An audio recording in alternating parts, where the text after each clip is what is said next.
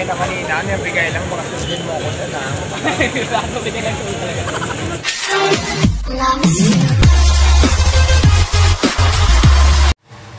Yon mga idol, muling nagbabalik Don Pepe Creations at ang ating gagawin, walang iba kundi si Diwata, at susubukan nating ibigay sa kanya to, kaya samahan nyo ako sa journey na to. Nice! English yun ah! At sa pagkakataong ito, medyo bumibilis na tayo kasi nakakapag-practice na ulit. Nagawa ko to sa loob ng 2 araw after work o pagkagaling ko sa trabaho, kasi sa gabi lang talaga ako nakakagawa eh. Yun lang yung pagkakataon, oras ko. Kasi medyo busy sa araw sa trabaho. At sana magustuhan niya to kapag inabot na natin to sa kanya. Let's go!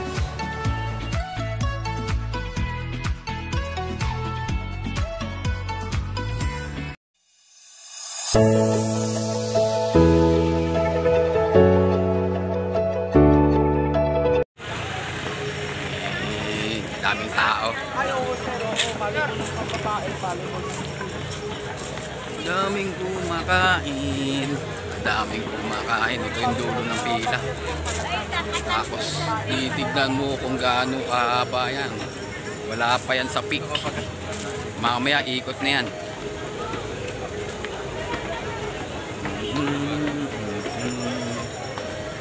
Gando ng pila.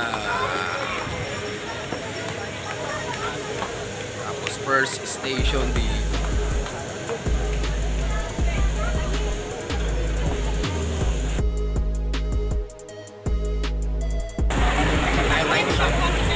Madam.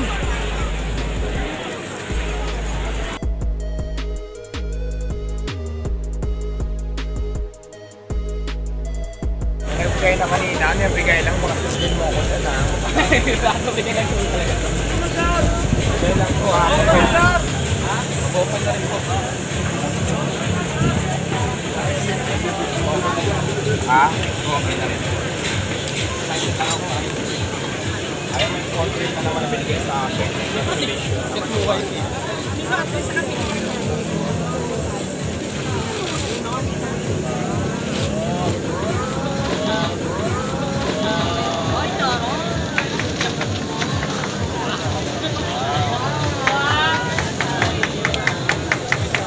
Maraming salamat ha.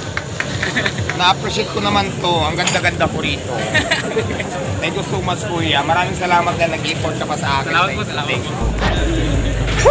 Ang ina, success, idol. Bigyan naman ako nito oh. Dalawa lang sila, dalawa. Bigyan mo na niya ako pabilangin. Salamat po, salamat po. Kuya! Dalagay ko lang sa kotse ko. Dalagay ko lang sa sakyan para di masira. Wala, pwede magpapicture mo. Oo, mamaya. Salamat.